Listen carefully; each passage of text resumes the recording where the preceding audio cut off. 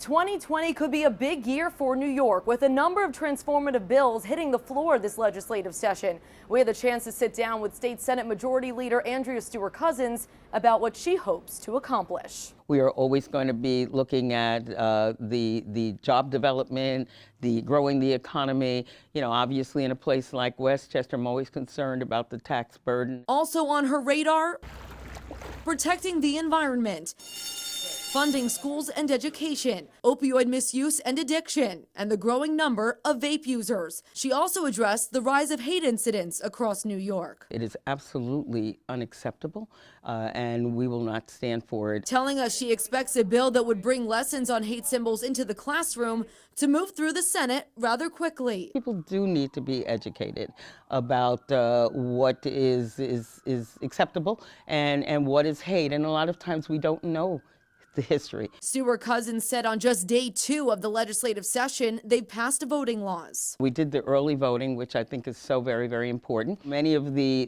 bills that we passed yesterday talks about where polling sites are and you know, population centers and automatic voting registration. She'll also be keeping an eye on a sweeping criminal justice reform bill that just took effect January 1st. Anyone charged with a misdemeanor or most nonviolent felonies cannot be held on cash bail.